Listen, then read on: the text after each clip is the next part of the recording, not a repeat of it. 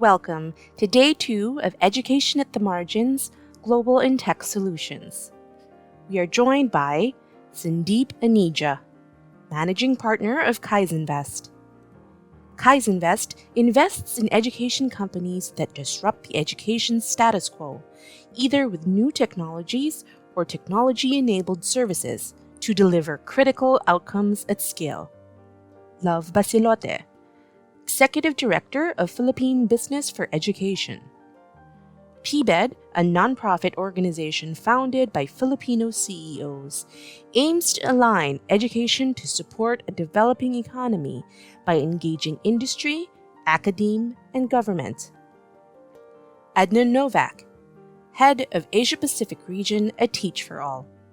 Teach for All is a global network of young leaders from diverse backgrounds who teach in high-need schools and communities and work towards equity and opportunity for children. John Pegg, Director of the National Center of Science, ICT, and Mathematics Education for Regional and Rural Australia, Simmer, University of New England. Simmer works with rural and regional communities to improve educational outcomes for students in science, ICT, and mathematics. Ape Poyaverte, Founder and President of Fanze. Fanze delivers learning through mobile devices with an internet connection. It has more than 6 million users and offers free courses to refugees across the Middle East, Africa, and Europe. Anum Sadiq, Co-founder and Chief Education Officer, EdCasa. EdCasa makes quality teachers accessible to students in the most marginalized sections of Pakistani society using a one-to-many classroom model and hyper-local content. We are also joined by our conveners. Chito Salazar, President and CEO of FINMA Education. FINMA Education, a fast-growing network of schools in Southeast Asia, delivers accessible and quality tertiary education for underserved youth. And now, to open today's session, here's Francis Larios, Chief Learning Officer of FINMA Education.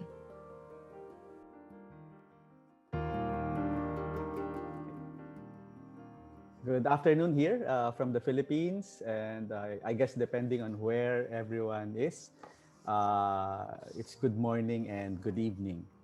Uh, I'll keep this short so that we can benefit from the wisdom of our guests. Um, just to recap from last time, we wanted to understand the problems of the marginalized when it comes to education. And we wanted to look at it first from a country perspective and what solutions were coming up, especially during this pandemic.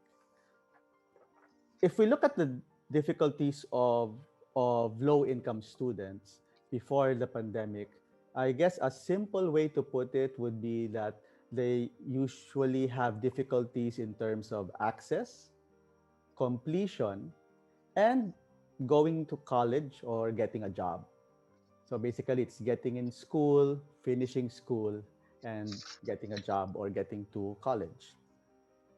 Now that we're here in the pandemic, we're seeing that other difficulties are becoming more pronounced, like the problem of distance and the problem of social, not seeing your classmates anymore, more independent learning than interdependent learning, um, and not seeing your teachers, those meaningful relationships you build with your mentors. There's also the problem of tech, which is becoming more pronounced for those who don't have it or who have less of it.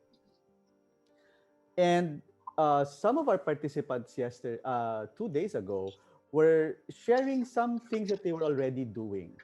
So, for example, in Central Visayan Institute Foundation in the Philippines, the school is in a fourth class municipality in the Philippines, and they still continued their paper-based, print-based education. But during this pandemic, with problems of going around, they had installed 18 drop-off points around their city, around their municipality, where teachers and students can just drop off the learning materials. So students can submit, teachers get it, teachers put it back there, and students receive the feedback. A low-tech solution that's helping them right now.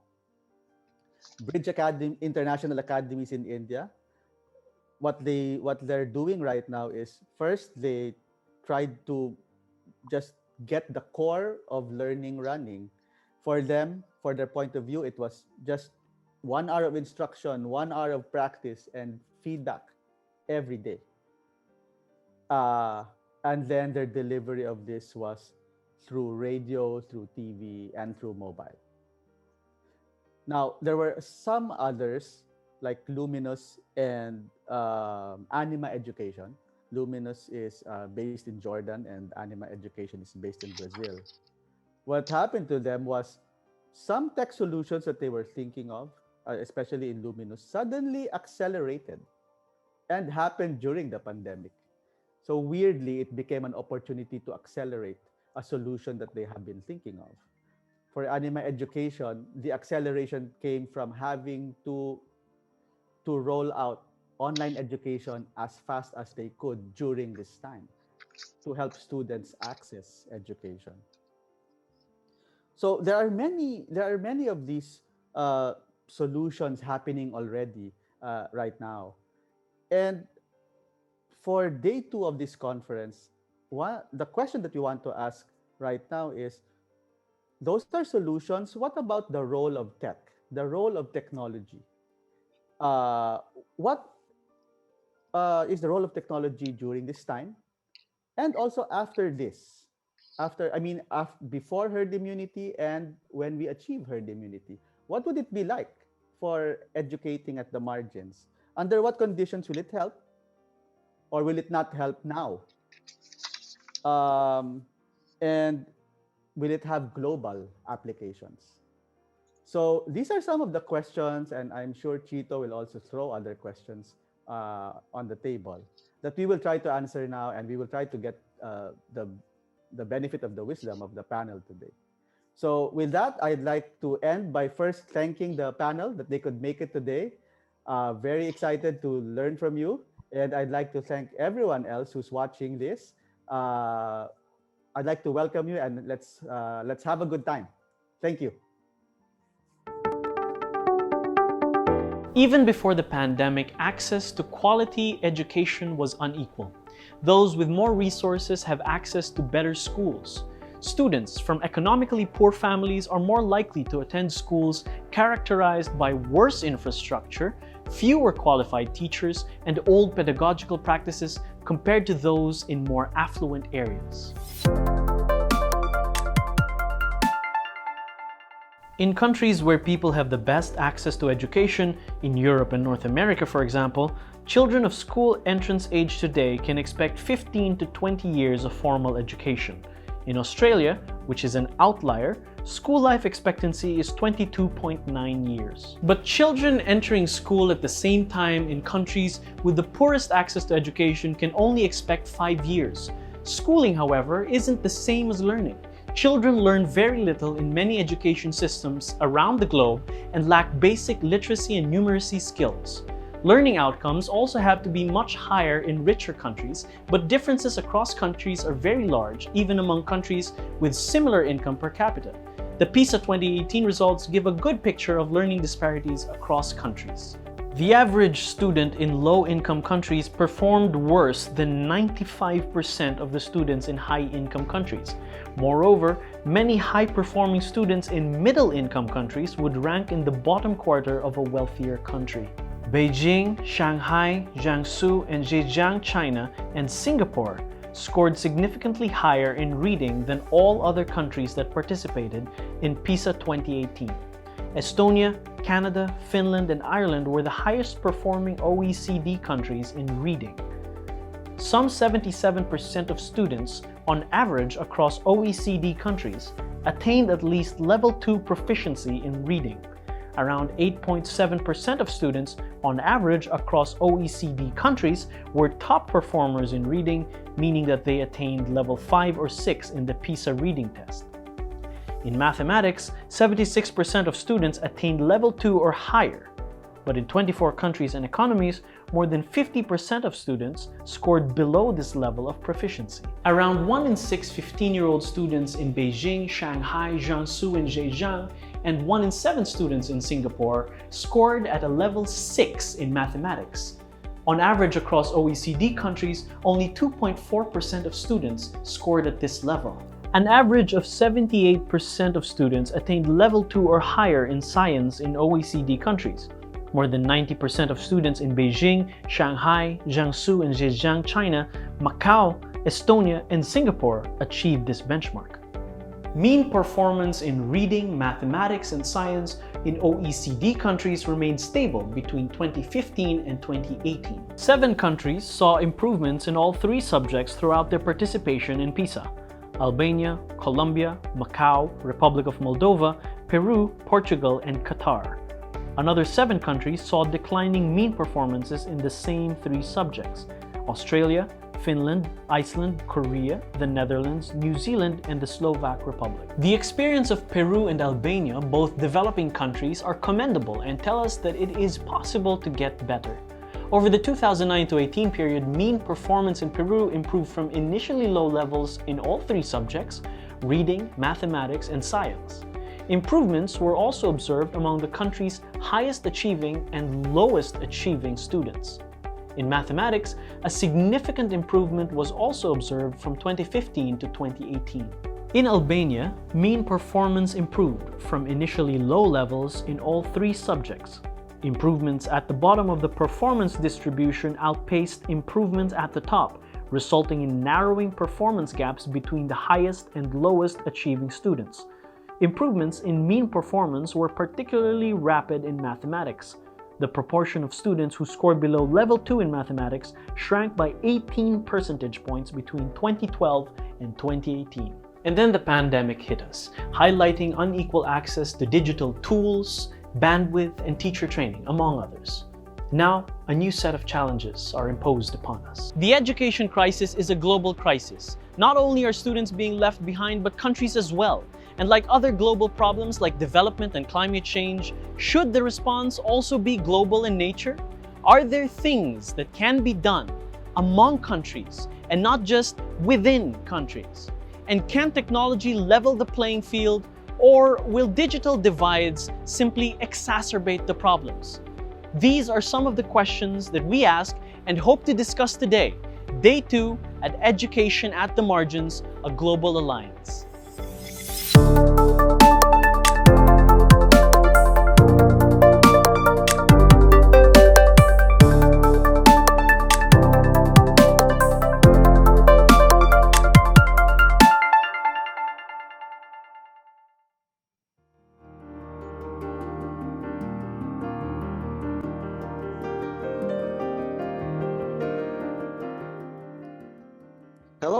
Hello and good day to everyone. Welcome to our attendees and welcome to our esteemed panel.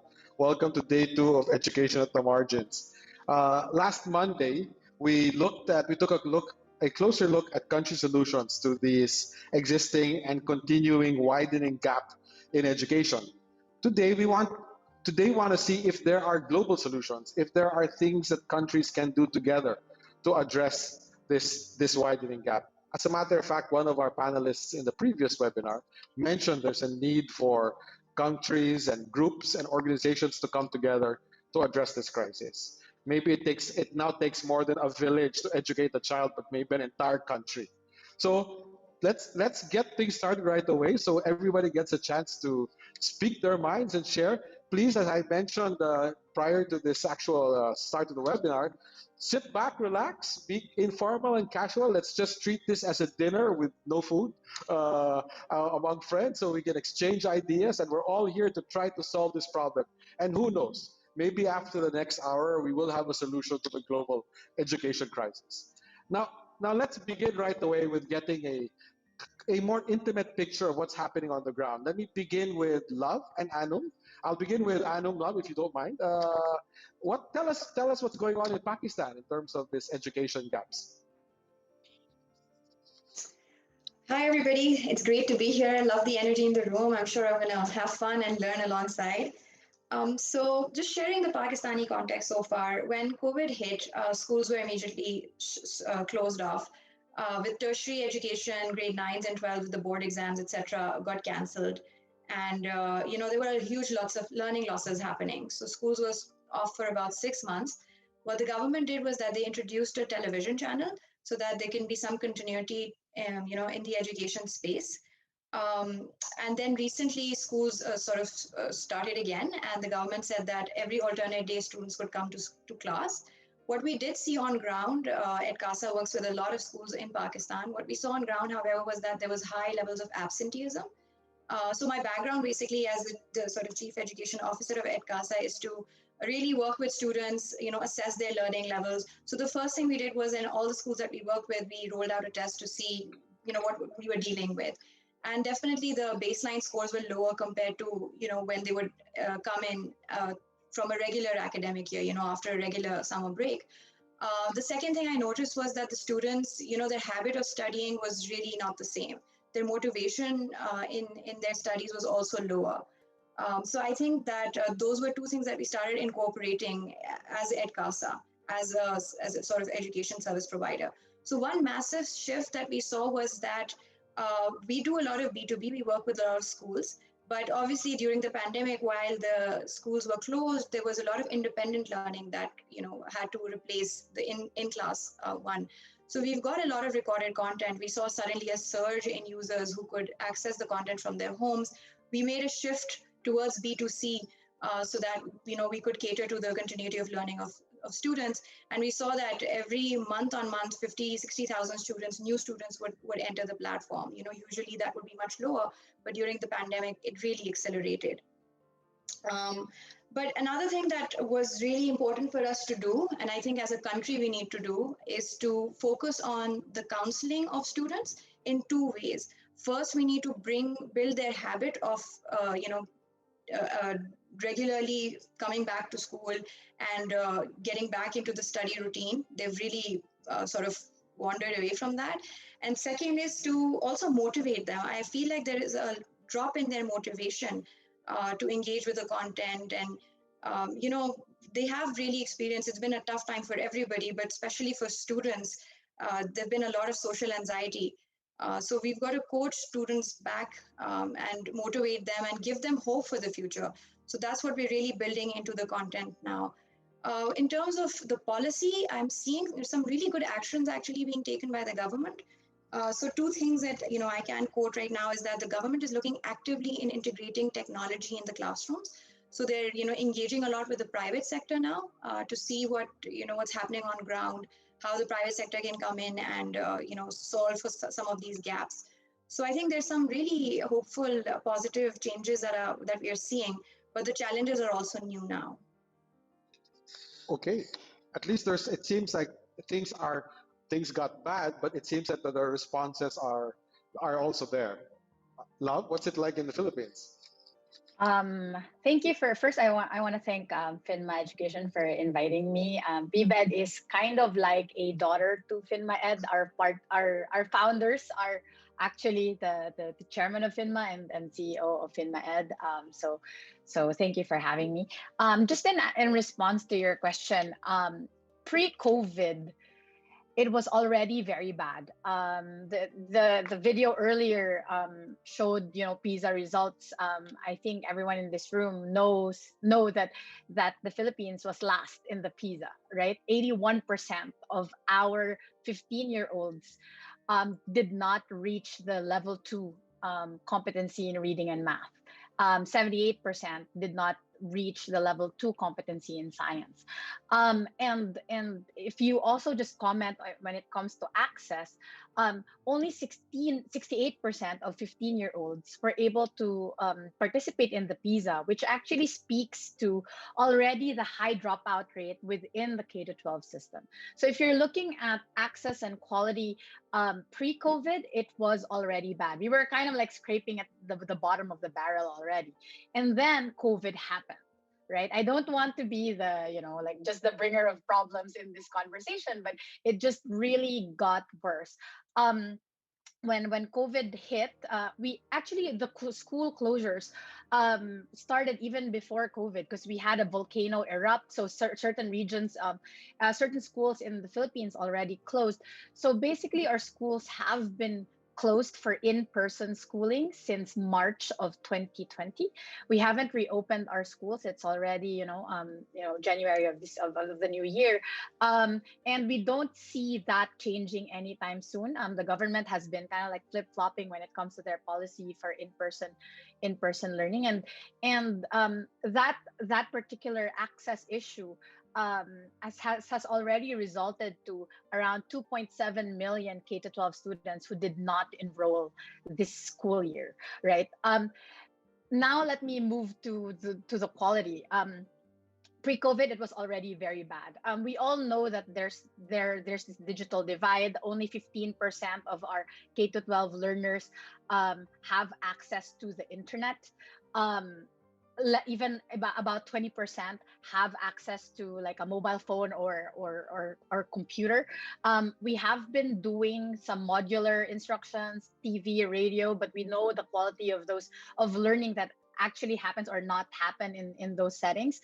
So unlike in Pakistan, we have not actually tested how much learning has been lost in the 10 or so months that our schools have been closed.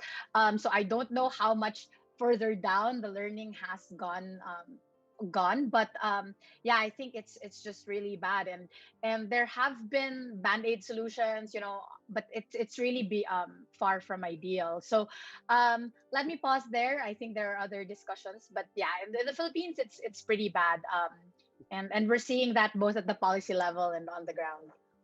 Well, you don't need to worry about being a bearer of bad news, because when we began the discussion last Monday, everybody could relate to the bad news, actually.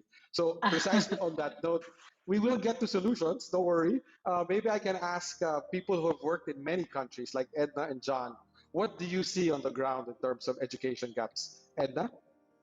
Sure. Yeah, I mean, to build on Anam and Love's comments, which resonate, I think across the globe, we know that even before COVID-19, in low and middle income countries globally, over half of 10-year-olds had failed to learn to read at that point, or were already entirely out of school. And so as both Anam and Love spoke to through the Pakistan and Philippines examples, we know that over the last year, the situation with the pandemic has both illuminated and exacerbated those inequities. 1.6 billion children have been affected by school closures over the last year. Over half of them have been out of school for over 7 months or more, which both the examples from Anam and Love spoke to.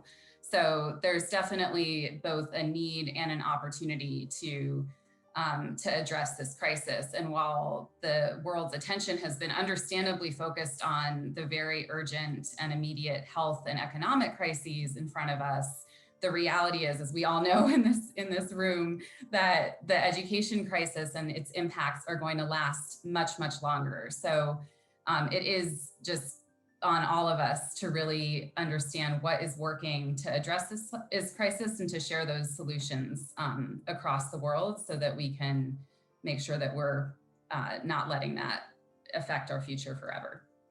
Yeah, thank you, Edna. John?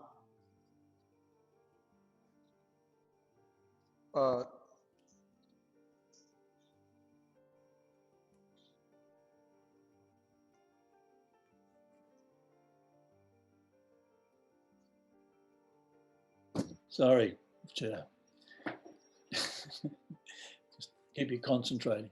I'll pick up on that last point too, that COVID has been horrendous, I would say, for education in most countries. Australia may be one of the luckier ones, the way the virus has been addressed and so on. But prior to it, you would have all probably heard we had the longest droughts in our history, and then the largest fires in the history of the world, and then we've just had big, huge floods. So we've had our share of excitement, but in terms of COVID, it's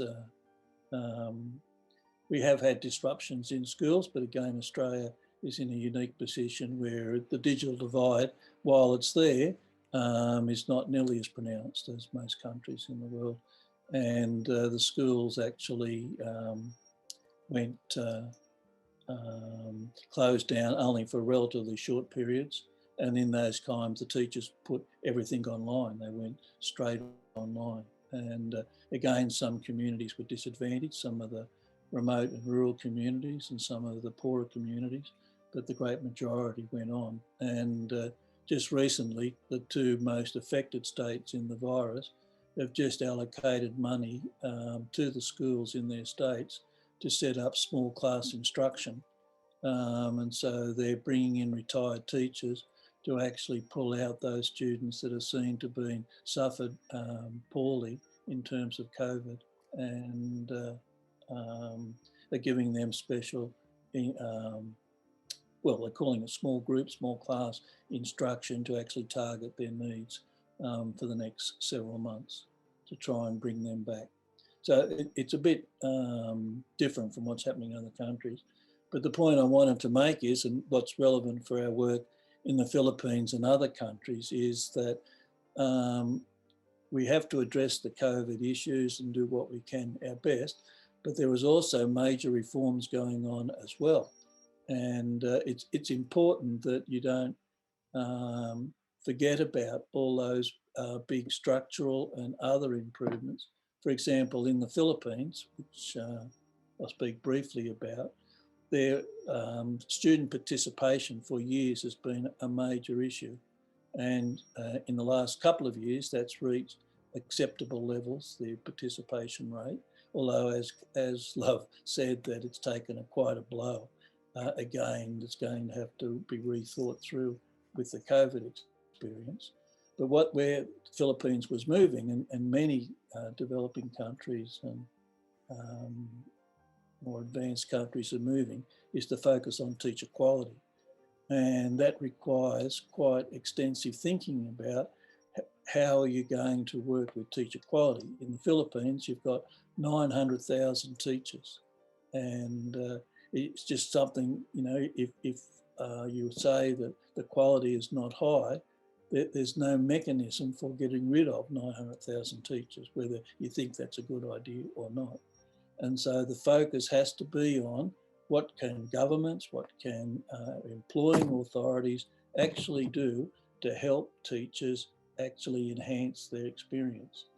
And so I've been lucky to be part, and Cheeto and Love have also worked with us on this, is to create an environment where teachers can flourish and learn. And so there's been huge initiatives undertaken in the Philippines, given the size of the population, and in terms of professional working with many thousands and thousands of teachers to develop professional teaching standards, which are internationally benchmarked, but still offer a framework for them to see where they need to go and where they need to grow. And also, and to link that not only with rewards, but to link that with professional development, and to re-innovate how professional development is being offered so teachers can have the most up-to-date and valuable professional development linked to their career stage or where they are in their lifelong journey in education. And at the same time, it's just been signed off in the Philippines, and we've been part of that as well, professional standards for the 50,000 school heads, principals. And so that's just been started off, and the school supervisors has just been signed off. So there again, it's really fundamental reforms. And what I've been proud about is that as bad as the COVID is and all the problems with the COVID, the Philippines has has done a lot, and the teachers have worked really. It gets a bit emotional when you hear some of the roles many of the teachers have played in the Philippines to try and help their students. But behind the scenes, the ongoing push to get the structures in place so teachers can do their best is going on. And at the moment, the big crunch now is to try and bring the teacher education institutions in to, if you believe like I do, that teacher education actually starts in these teacher training institutions. It's critical that they're on board and they're part of lifelong or career-long learning. I'll stop there, Cheetah. But okay, John, thanks. But it's a good because you're already leading us towards a search for solutions. So yeah. let me turn to Ape first and Sandeep. So we all see the crisis. The sad thing is the crisis existed even before the pandemic, as we all know. And the pandemic just made things worse. So I don't think, well, my own opinion, the solution should not only be COVID pandemic related. So what are the solutions, Ape, to this crisis? Thank you. I'll just answer that question, those couple of questions briefly, and then you can write it down and then implement. So that's the way we save the world, and we're done in Okay. 10 minutes, right? I think that for the first, one of the big challenge, and I'm approaching this from a kind of a satellite view, a moon view. Okay.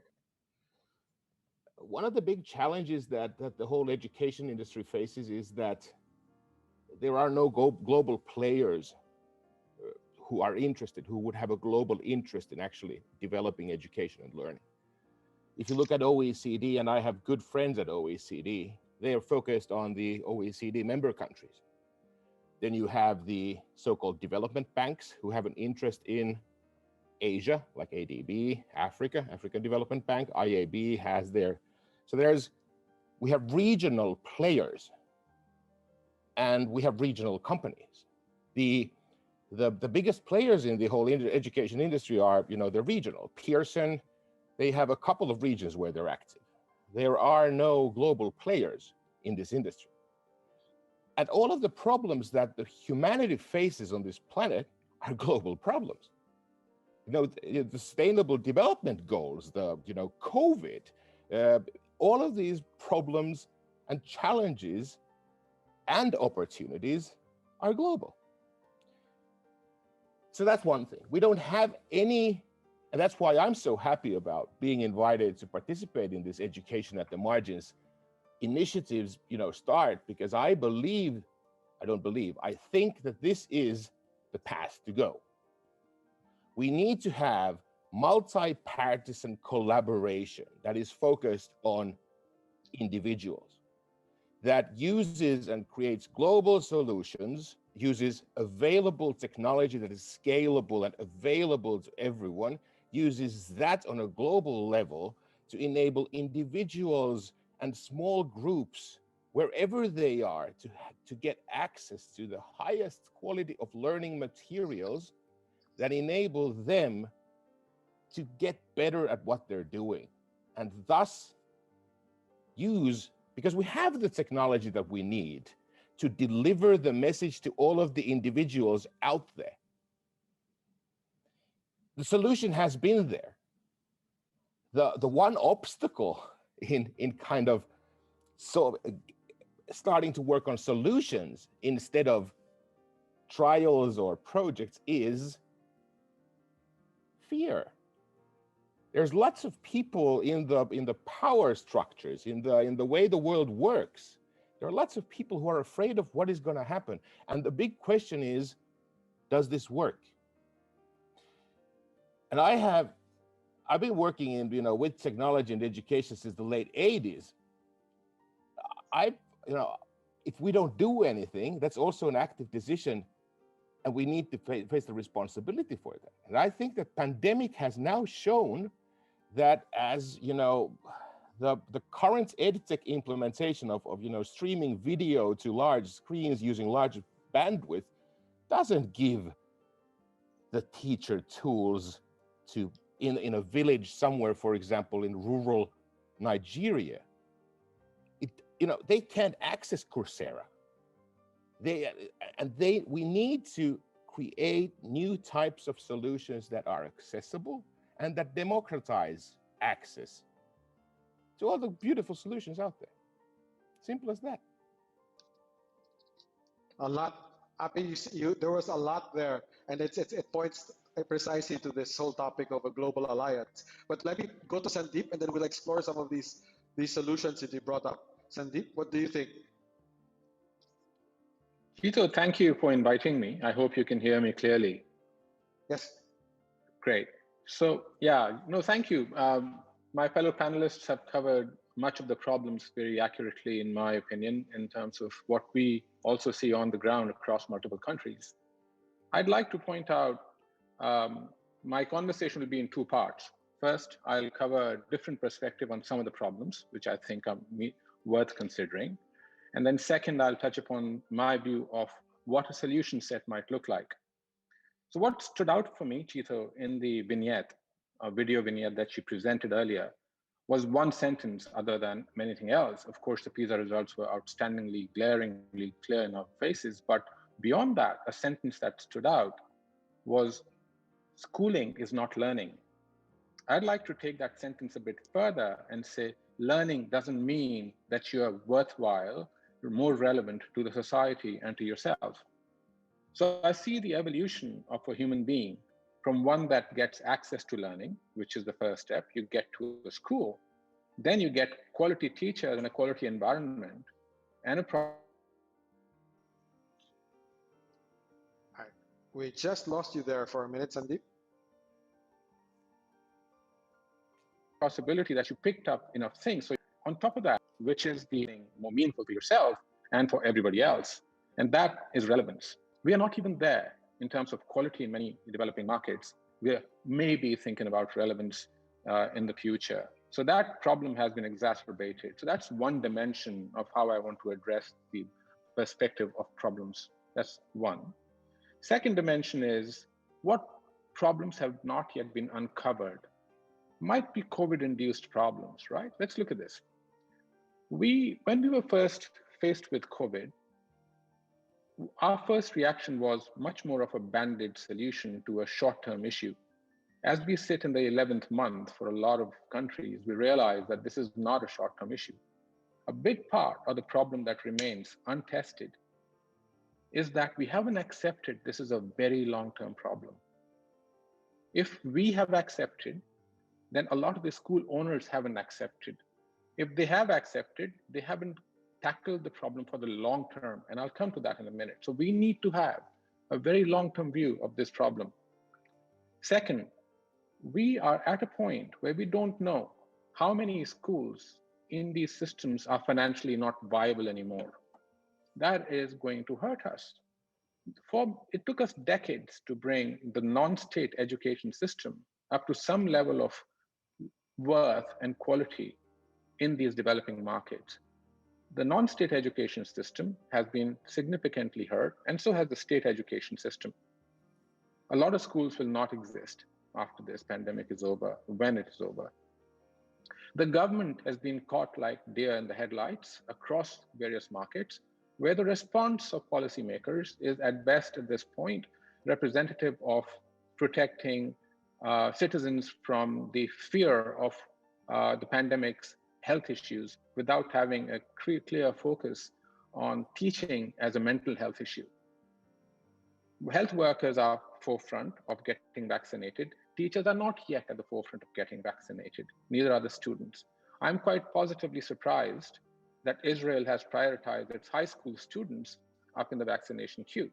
That's the strategic view of education and the assets of the country. I'm not saying I agree or disagree. I'm positively surprised. Therefore, the problems ahead of us are policy related, finance related, and also related to our own perspective as individuals in the education space as to whether or not we're ready to deal with them at a systemic level. So let me quickly come to the solution side of things. Solution side, I would like to make 3 points. The 3 points are that, first of all, as we examine, imagine, just to give you an analogy, we were in the world where the typical boat that we were riding on the waves of an ocean, the ocean was made of water. the boat was made of wood. Suddenly the oceans turned acidic, markedly acidic under the boat. What do? The wood will not survive. It requires a systemic thinking.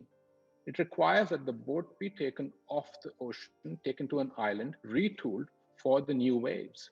We are in a similar situation. What we are trying to do in this analogy, using education as the framework, is we're trying to fix the boat while it is floating.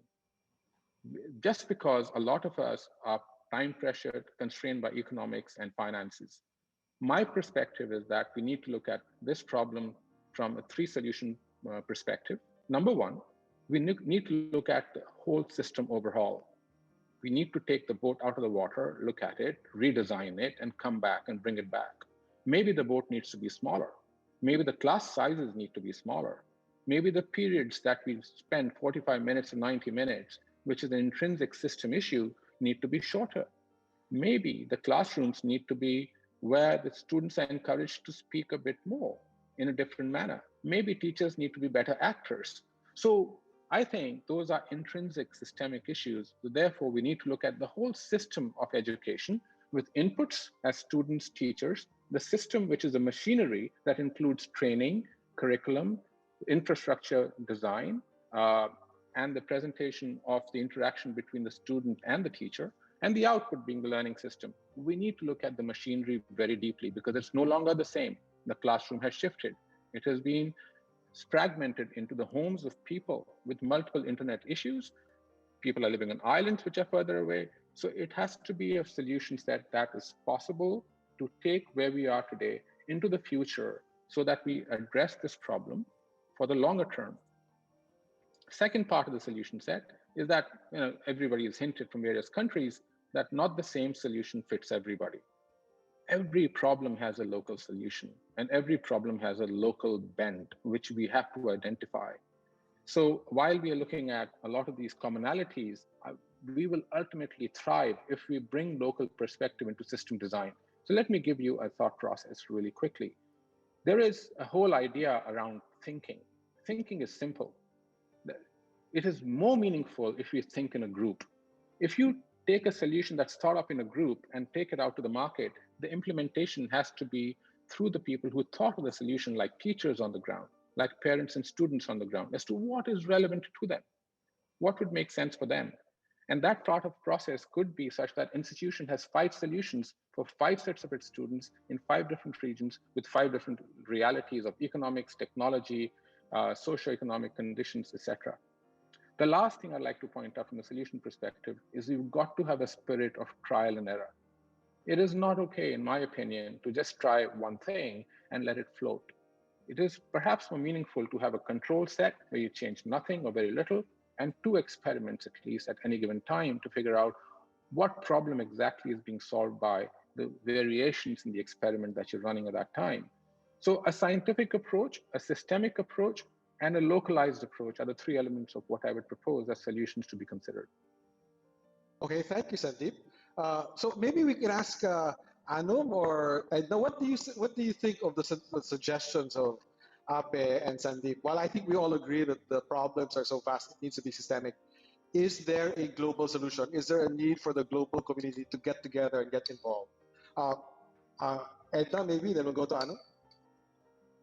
Sure. I mean, I agree with so much of what has been shared. I mean, first of all, I think that one of the points that I thought of as Sandeep was speaking was just around the mindset that we have around teachers as frontline workers at this time and in general as the foundation of our societies, and that we prioritize teachers and students the way that we're learning to prioritize nurses and other healthcare workers in this time. Another thought that Sandeep and also Ape's comments made me think about was just the idea of the combination of locally rooted and globally informed solutions, which is the foundation of how the Teach for All network operates. So globally, Teach for All is a network of a growing network of now 59 independent, locally led, locally grounded and rooted organizations, including Teach for the Philippines, who are really wonderful friends of ours in the Philippines, who work collaboratively with each other to share solutions that are deeply centered in their communities. So over the last year, one very small, but of many, many examples would be that early on in March and April, after many of our partner country organizations had been scrambling and their teachers had been scrambling, we're talking 15,000 current teachers and 80,000 alumni, many of whom are teachers, scrambling to figure out how to adjust their practices. Thousands of them came together to form what they called a Teaching Without Internet Alliance. And this ended up being a community of teachers across the network, across over 60 countries, including our teachers of our Teach for All partner organizations and others working in their communities, sharing practices that they were finding that were working to keep kids learning despite all the challenges of remote and distance learning and lack of access to technology. So some of the insights of that group have been shared on our website. You can learn more details, but the foundation of it was this idea that what's going to work in one place might not work in another, but by getting together to understand what are the root causes and the common causes of the problems that we're facing in our communities, we can share solutions across borders and all make more progress faster together. Okay, thank you, Edna. And Anu, what do you think? Global, local, vis-a-vis Pakistan? First, I want to share a quick story with Edna since she's representing Teach for All. So my first job interview ever was with Teach for Pakistan, and I think it was just such an exciting moment. The energy was really contagious, and I think that put the bug of teaching and education in me. So thanks for inculcating the passion. Oh, Anam, thank you for sharing that. So I think one thing Ape said that really resonated with me was that there definitely is a need for a global alliance, but sort of what keeps us at the fringe and not just jump right into it is the fear factor. And I think that one way to overcome it, the fear of it, is to sort of have a why. Why do we need a global alliance? And the why needs to sort of be coordinated amongst the different stakeholders so that the purpose and the incentive is well aligned. So for me, the why of the Global Alliance is basically sort of 3 or 4-fold. First, I think that knowledge sharing in this day and age is really important. The way education is evolving is just really, it's really accelerated. There's a lot of trial and error going on. There's a lot of lessons that can be learned from one another. And I think that it's not flowing as well as it could. There's a lot that, I'm learning just by being part of this conference. And as Sandeep said, that there's one thing to just think on your own, but as a group, if you think together and you come up with a version, sort of different versions, and then test it out, there's a lot of credibility and power that you bring alongside. So I think first is the knowledge share, which for me is personally really important. The second thing is that I think with a global alliance, what can really happen is that, for example, a country like Pakistan, we have about 23 million children out of school right now. It's a massive crisis. I'm not even talking about quality. Even if you just look at access, it's the second highest out of school children in the world population, and the way the population is increasing, I can't even imagine by 2030 what that number would look like. But when I look at the kind of resources that are allocated to bridge this gap, it's not sufficient. So I think a global alliance can really structure and create equity in the allocation of resources. Third thing is credibility. So a lot of initiatives are happening. There's a lot of resistance. Change management is a science of its own, I think. And with EdTech, you do see there is resistance. So if there's a global alliance and there's scientific evidence backing a certain product, and it doesn't have to be like a brand or anything. It can just be like a teaching methodology. That really bolsters up initiatives, and the governments can then really benefit from that. Fourth thing for me, what a global alliance would be beneficial for is advocacy as well. Like in Pakistan, I worked with the education sector reform program with the government for a very long time. And my pet peeve was that the focus was all on enrollment. And for me, that was a challenge because there weren't enough teachers. The student-teacher ratio was really skewed, and then students didn't want to really stay. There wasn't much learning or quality at all. So, advocacy everywhere, it's sort of different. You guys mentioned, we've all talked about that. But a global alliance can really revise narratives over time as required, taking into context local, what's happening on the grassroots. So for me, these four things are the why. And, when I feel that there's a partner who also believes in these four whys and that's why sort of we're in this together, then I think the fear would reduce and a lot can be achieved. Thank you, Anum. Ape, let me take it back to you about this global alliance. Should it go further than that, you think? Further than that, there can be nothing bigger than a actually working global alliance of individuals working together to solve local challenges with using global solutions. And I think that that's kind of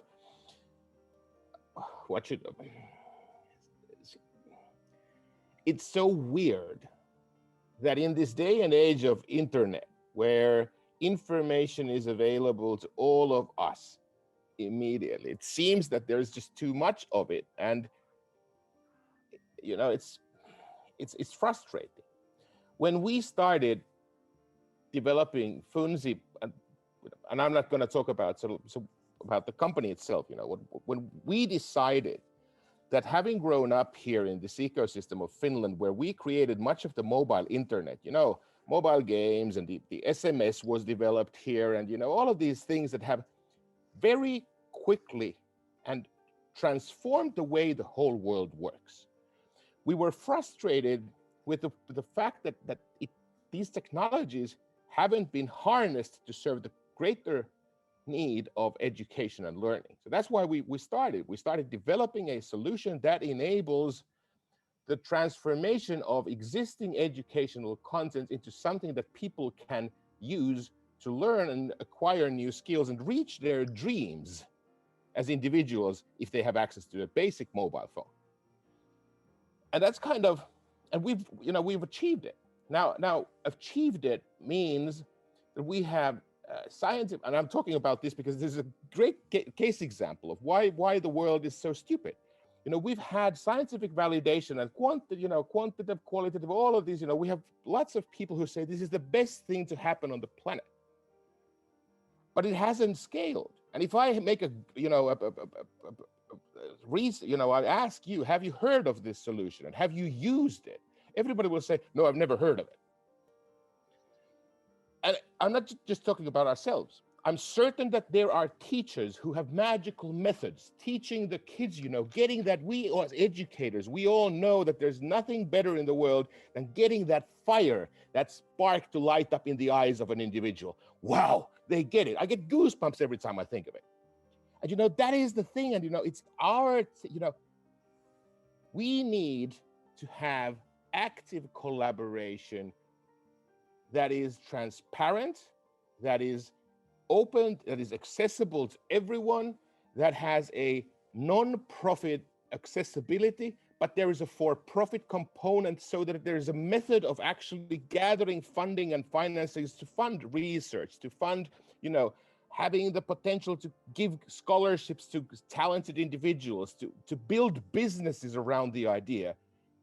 Because if we're not gonna solve this problem, then how, and I would be using a very, very bad word, how the heck do we think that we will be able to allow the world to unlearn the bad things it does to itself and reach those sustainable goals? That's right. It's up to I us. feel you, There's no one else.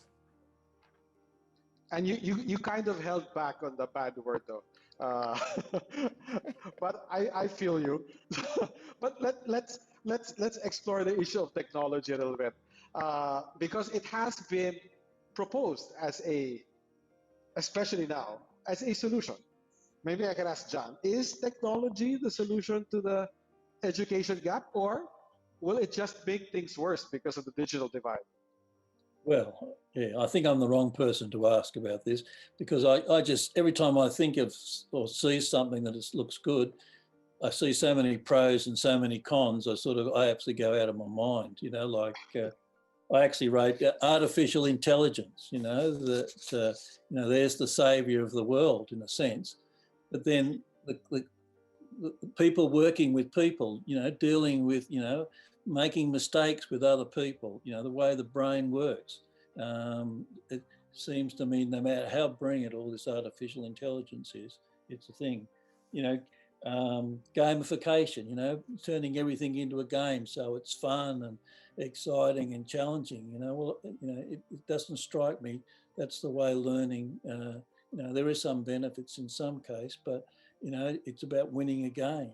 It's not about learning for the love of learning or for the good you can do through that learning. And so I'm not sure I'm the right person, because I can list you all the the 7 or 8 or the most important technological things in the world. But then again, if you come from a rural perspective, they're the ones that are hit in all the countries around the world. It's the rural groups that get hit because there's less of them and more difficult to actually get technology to them in a meaningful way.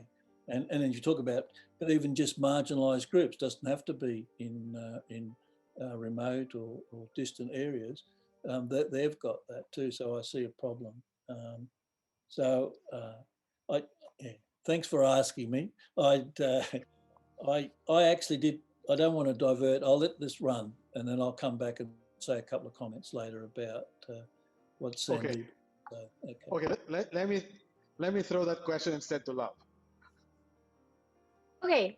Actually, I also had a pros and cons kind of position when this question was included in the briefer. But for the purposes of this webinar, let me just pick a side. So I will venture, yes, it can actually solve problems. And let me first define what I mean about technology, though. This is not just about high tech, right? Whenever we think about technology in education, we always think AI, gamification, like what John was saying. But actually, the like print is technology.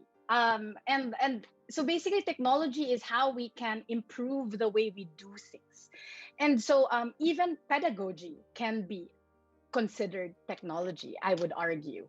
And so I think that yes, it can solve this long-term problem, as like what Sandeep is saying.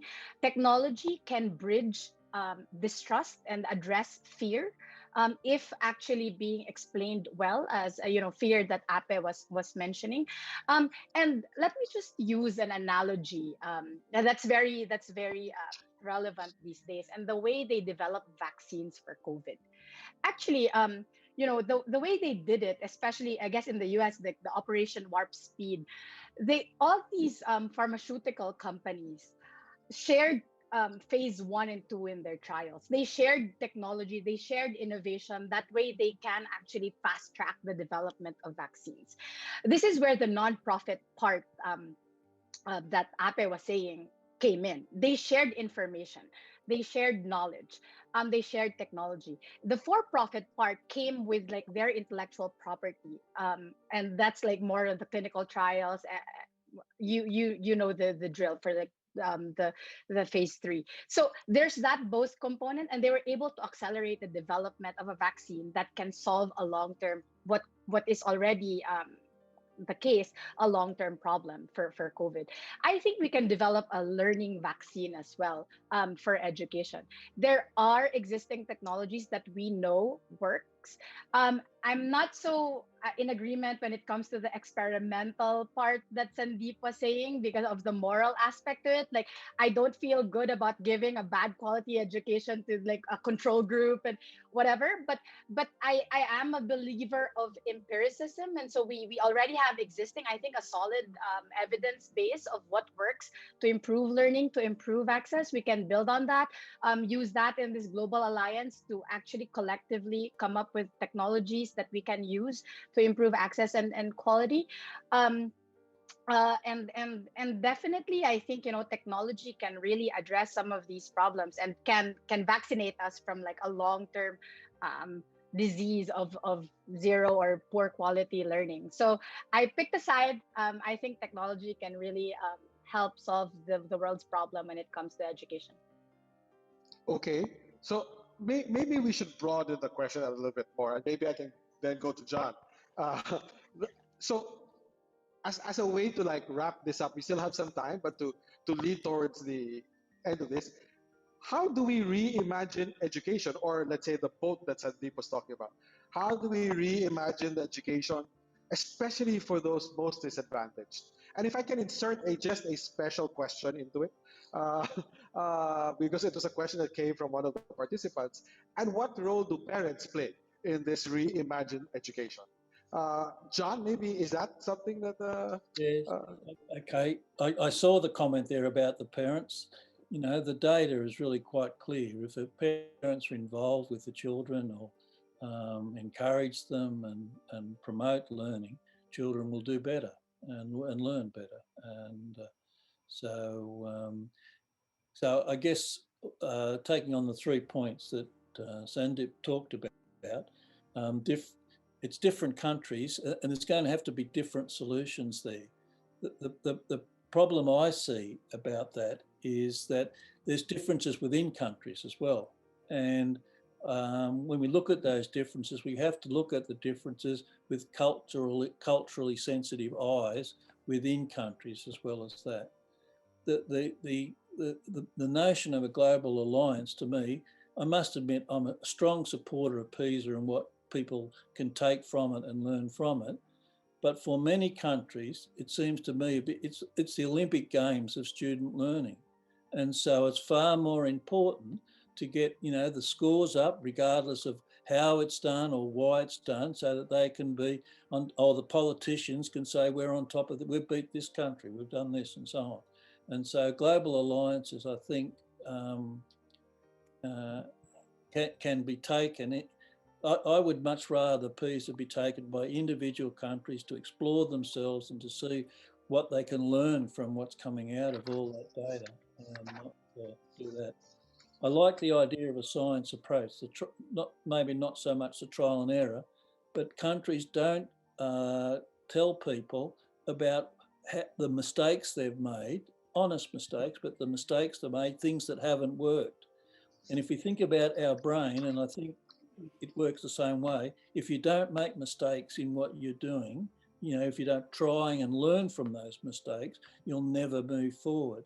So I often see countries actually doing things, but not getting the benefit out of things that didn't work. And that would be, and to share that with other countries. So this didn't work, and our best guess why it didn't work was because of these different things.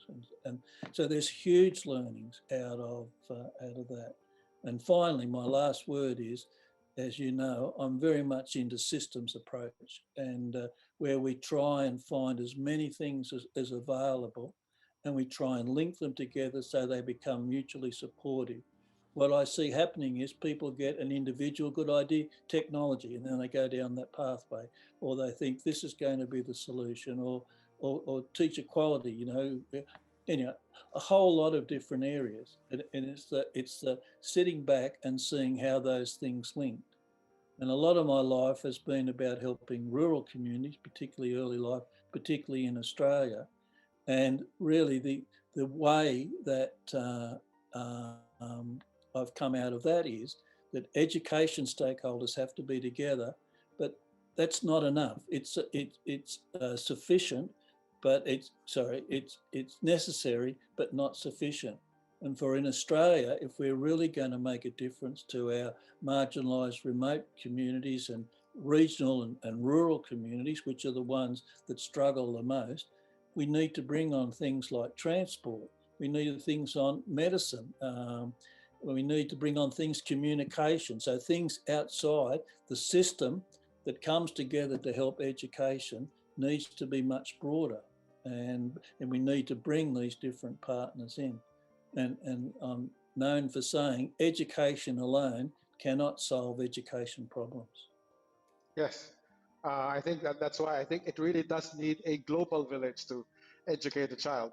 But let me turn to Sandeep, who brought up this whole systems change and thinking that we need to use to approach the problem.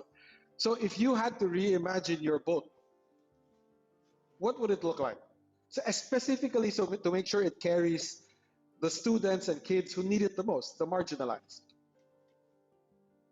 Absolutely, Chito. I think the panelists here have so much depth of experience, picked up a lot from everybody here. And I can say all names individually, or I can say all of you are pretty amazing, so much to learn from. One of the things that stands out for me, and in my old age, I'm becoming a philosopher, I think, less of an investor. One of the lessons of philosophy I'm getting used to and I'm buying, there's very little in the world which is either or. I wish I hadn't learned that terminology. A lot in the world is and that goes for technology's role in education as well. So yes, technology and pedagogy and technology in pedagogy. So I would look at the bottom of the pyramid as a more difficult problem to tackle. And I do believe technology has a strong role to play. How it plays, let me clarify from a philosophical perspective. You look at a piece of phone, until the phone goes into the hands of a human being, it is nothing. Is technology worth nothing? Therefore, human being makes technology come alive. But getting that device into the hands of an individual in a remote island in the Philippines is step number one. And I think FinMy Education, from what I know in Chito, our discussions, you guys have tackled that problem really beautifully well. So that's a lesson that a lot of people can learn from in really where you have worked with the carriers in your country to be able to bring data at a lower price with the devices and affordable rates into the hands of students. I think that's a very clever solution to bring technology into the hands and making it come alive. That's step number one. But I think there is further innovation that has to be done at the bottom of the pyramid, including the reality that a lot of students will have the desire to learn from a book, which is a piece of paper driven. How do they write things on it? How do they practice? So sending materials home and investigating what has been done is blending of technology with age-old method of learning and teaching, which is based on pen and paper. And that brings together the reality of a socioeconomic segment which prefers to learn in a setting where paper is the way of learning, and it continues to be through practice, and providing access to teachers who guide them through mostly remediation as opposed to giving one-sided lectures. So I imagine that in a world where students, particularly young children, who are the least likely to be engaged to small little phones, will find meaningful learning through teachers who engage them in bite-sized remediation sessions with significant practice at home. When I go onto many of these message boards about how these technological solutions are faring in the hands of children, a lot of the senior children, let's say middle schoolers, are complaining that I've got a lot more homework. The problem is that that is one way that is better than having you sit in front of a computer for 5 hours or a laptop or a phone. So the method of teaching and learning has to be taught to parents. The parents have to be told why you're making the change that you're making.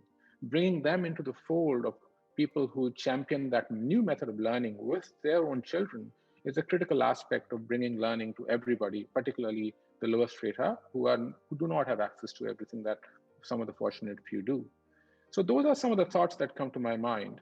A societal solution, family at the center, children at the very core of that, technology as a tool, and the infusion of technology on a sliding scale based on the availability of various tools and an amount of learning you can provide on a given day to the children who are remotely available to you, not closely available to you. So yes, that's what I think, Chito. Okay, thank you, Sandeep. You know, just like the global crisis on education, there's no way we can discuss to find the solution in 1 hour. Similarly, I think in 1 hour, there's no way I can tap all of your brains. And this kind of discussion with all of your experiences would take us like 3 days, and I think we'll still be up and exchanging ideas.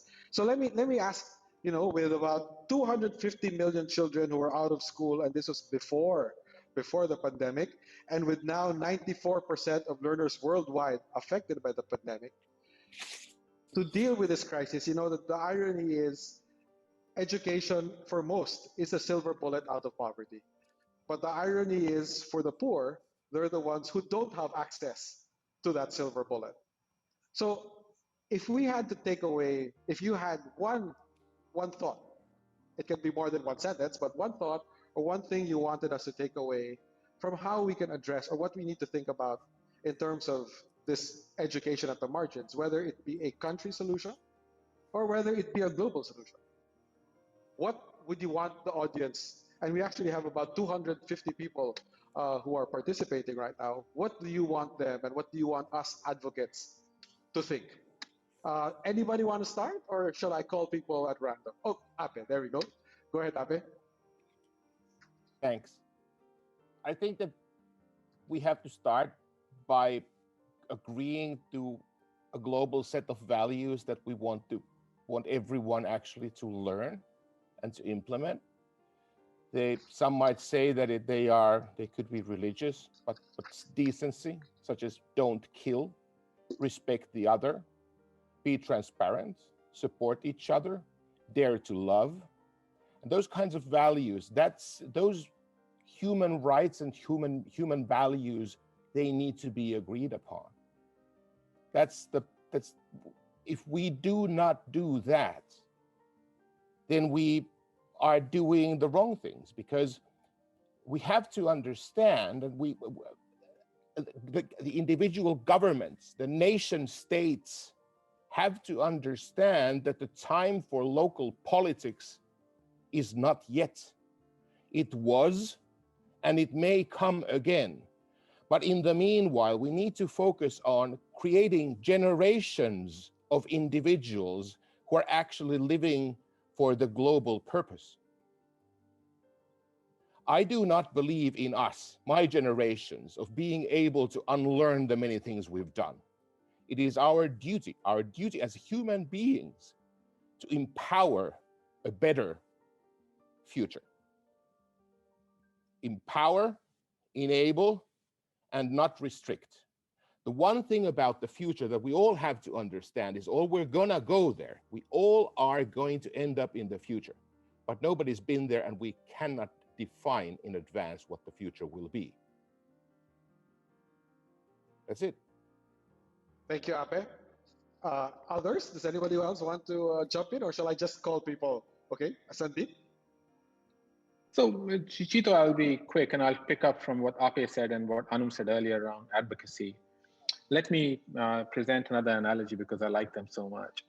The analogy I want to present is climate change and forests burning.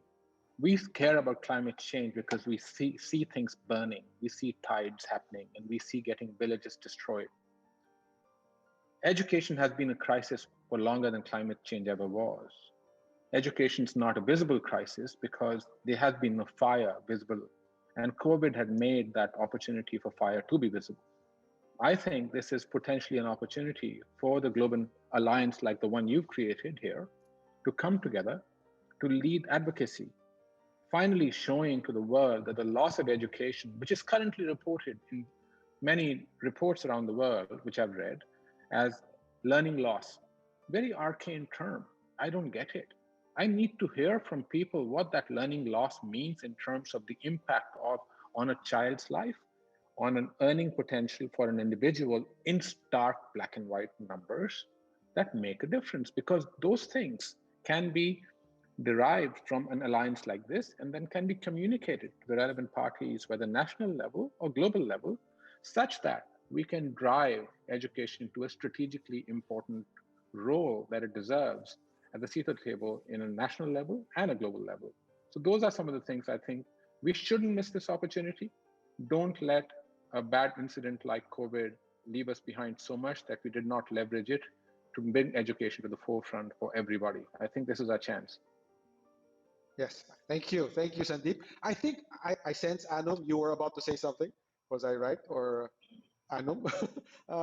So please, what are your thoughts? Yeah, you're right. I was about to offer my services next. So I just want to share a message that's rather close to my heart.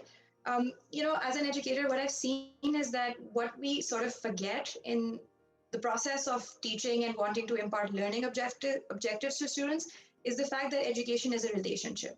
At the end of the day, the teacher is a role model, is somebody who has to teach a message with empathy and also to give hope to students, inspire them. And I think another thing that I found now that I have a technology company is that it's a misnomer that that relationship cannot be created through the use of technology or in edtech. I think that if a teacher has the right kind of training and has that value set in them very specifically, that you have to, this is sort of part of the whole thing. As important as it is to cover the learning objective, it is even more important to make that student feel that they're worthy of doing good and moving on in life, and do whatever it is that they want, like inspire them to believe and think big. So that's something that's really close to my heart, and I just wanted to just talk about the relationship aspect. Well, now that you've said that, let's go to Teach for All, and let's go to Edda, what her thoughts are. Sure. I mean, that resonates so much at scale. And also to build on your comments, Sandeep, I think the World Bank did do an estimation this year that as much as we expect the learning poverty rate, the number of children that I said earlier are out of school by 10 to increase from 53 to 63%, affecting 72 million children at a learning loss that we expect will cost 10 trillion of lifetime earnings losses due to this crisis. And so I completely agree that if we can make that lost earning potential and its impact on our societies tangible at a global level and across countries, that we can use this crisis to generate investments and attention and much needed advocacy for the level of educational equity, opportunity, and access that there were gaps in far before COVID-19, but that have really been brought to life through the pandemic. And just to also connect to Anam's comments and to the earlier conversation about technology, like this is such a unique opportunity in time, I think, to make educational access more available to students who would not have otherwise had access to learning. And yet, with any approach that relies on technology, to the space to use technology, device access, the resources to leverage that, we have to pay so much more attention to the equity outside of schools, to the access that students have to the space and the devices and the technology that they need to access learning. And often our attention in ed tech has gone towards the really high end, the fancy technologies that are really fancy and exciting, but that just are not accessible to kids in low income communities with low bandwidth and limited device access, because an entire family is sharing one phone, for example. And one example that we saw in the last year that many teachers in the Teach for All network have learned from actually came from Pakistan, from Teach for Pakistan, where several students found that instead of live classroom sessions over Zoom, where it was really hard to engage all learners and differentiate instruction, she started to teach via WhatsApp, doing WhatsApp classrooms where she could differentiate and respond individually with voice notes, with messages to students one-on-one, and has maintained and grown student engagement over the course of the year through a WhatsApp school that now tens of thousands of teachers across the Teach for All network are piloting and experimenting with and adapting to their own.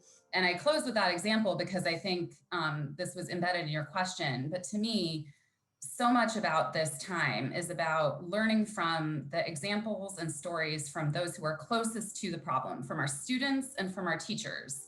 What's working, what's not working? Where do we see examples of student engagement growing through this era? How can we extrapolate from that and experiment and grow those solutions across borders? So having locally rooted examples that are shared through global communities and conversations like this is, to me, something that will be critical to taking advantage of this opportunity to address the crisis in hand. Thank you, Edna. John, what are your thoughts? What are the last thoughts you'd want us to remember from your side? I was hoping I wouldn't be the last to speak. That was what I was hoping. I was thinking about global alliances. We really have, like UNESCO or UNICEF, you would call them global alliances. And I can see shaking head, but it's, and in a broad way, it's a number of countries coming together to help other countries and to try and improve things. And overall, it's not been that successful.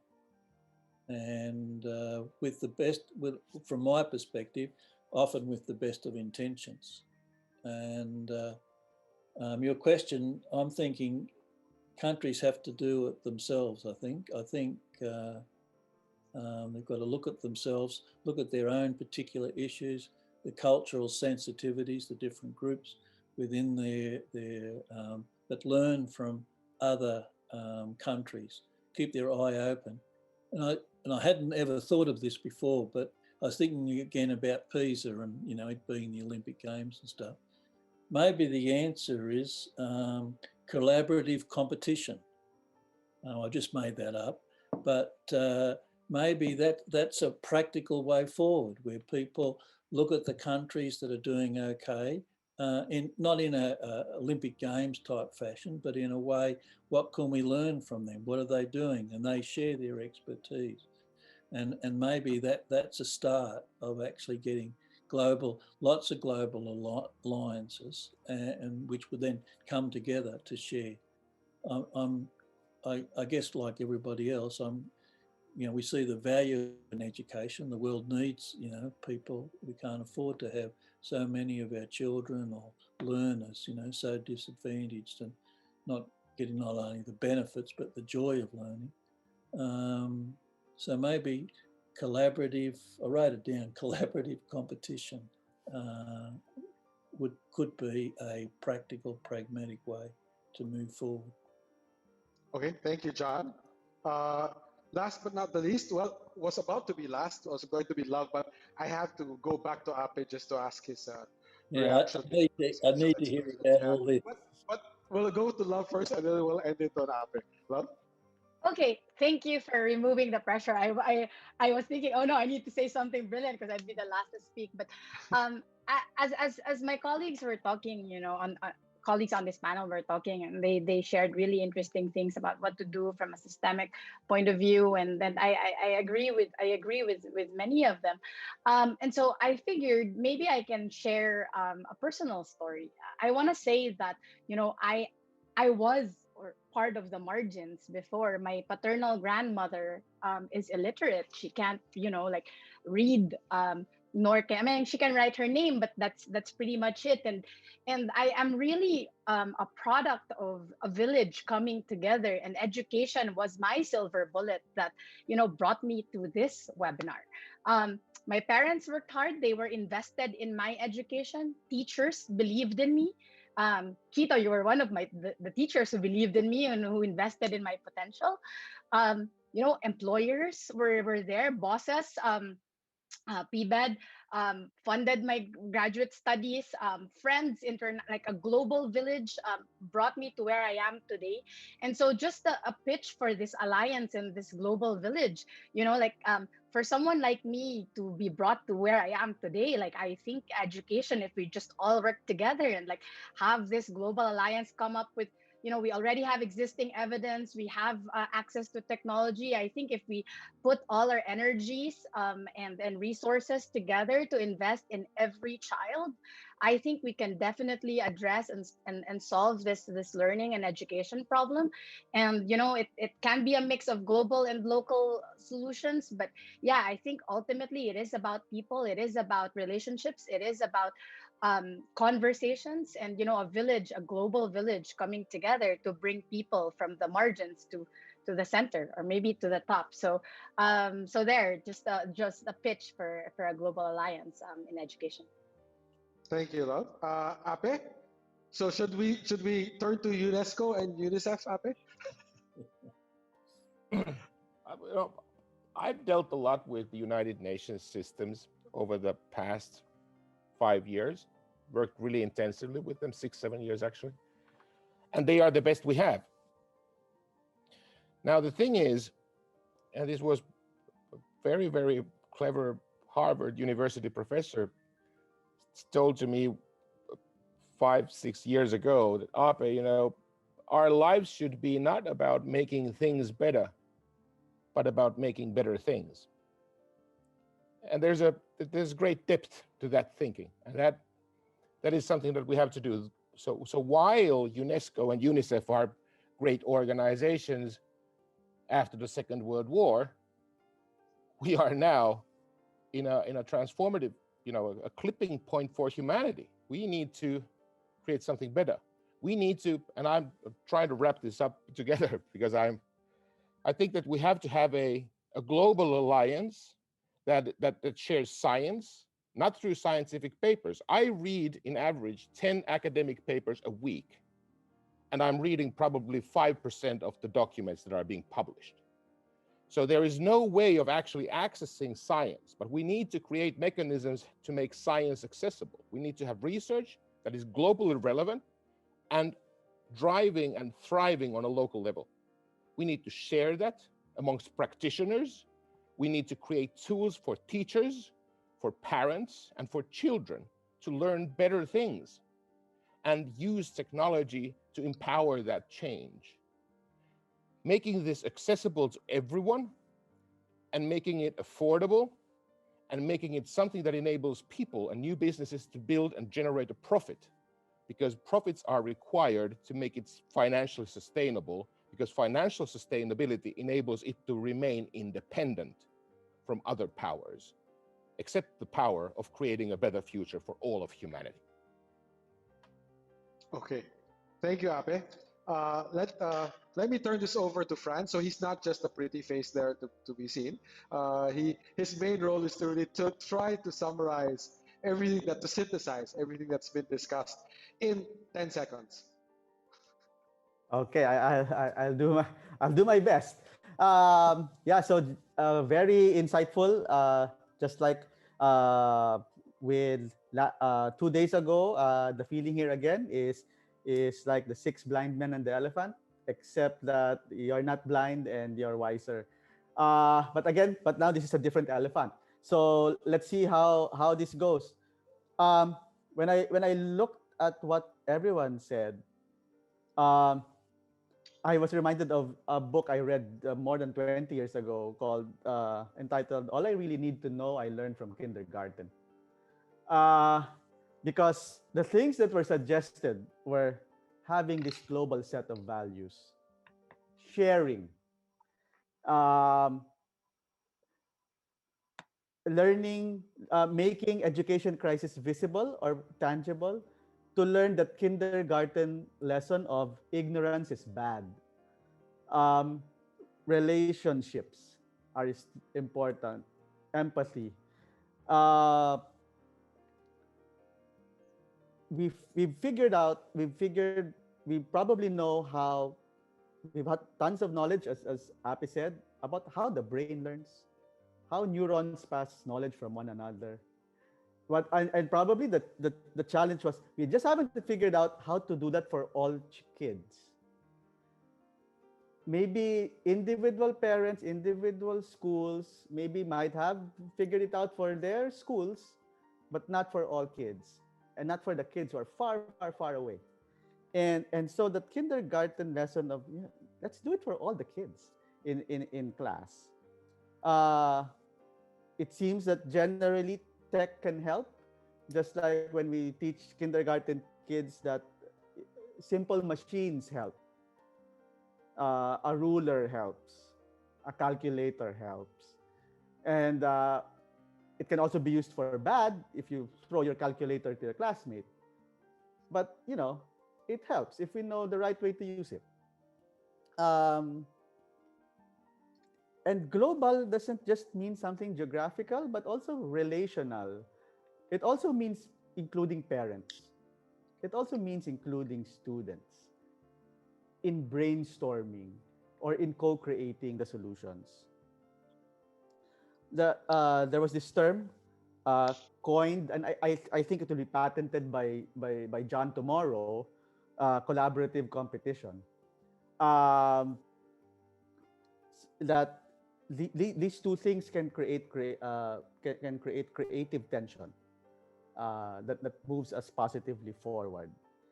It also reminds me of what that thing called prisoner's dilemma, where the temptation sometimes is just fight it out. But actually, the way out is to cooperate. And actually, that's happening right now on a global level in our fight in the pandemic. And the global village that Love said, the global alliance, and everyone has said this also. Yeah, it's about the whole world coming together. Everyone in the world has to work together.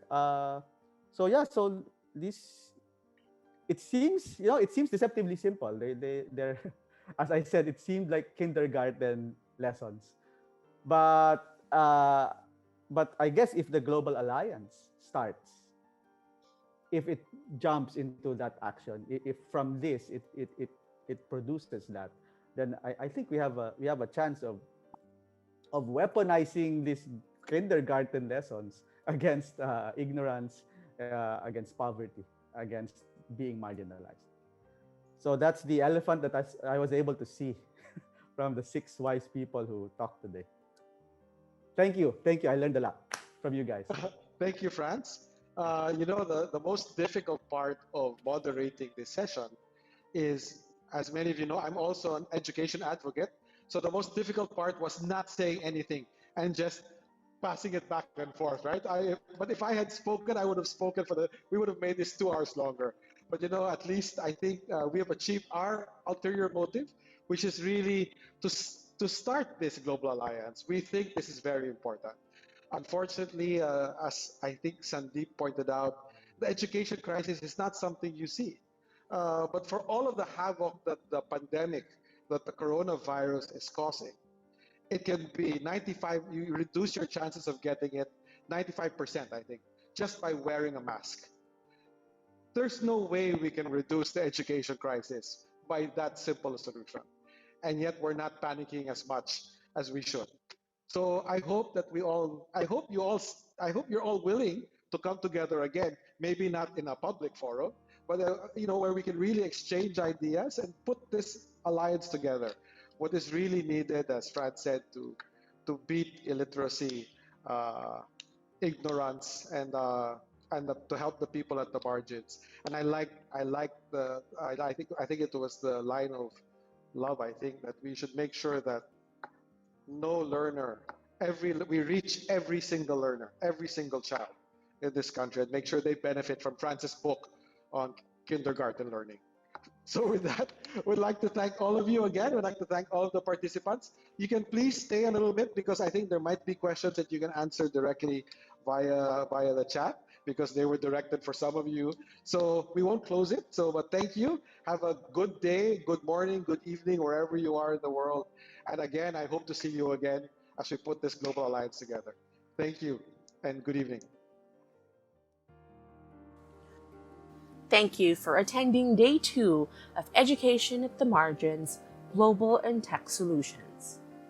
This webinar will remain open for another 15 minutes to allow panelists to answer more of your questions through the chat box. For more information on the conference, our panelists and their organizations, as well as post-conference discussions, you may visit our website at www.educationatthemargins.org or follow us on Facebook at Education at the Margins.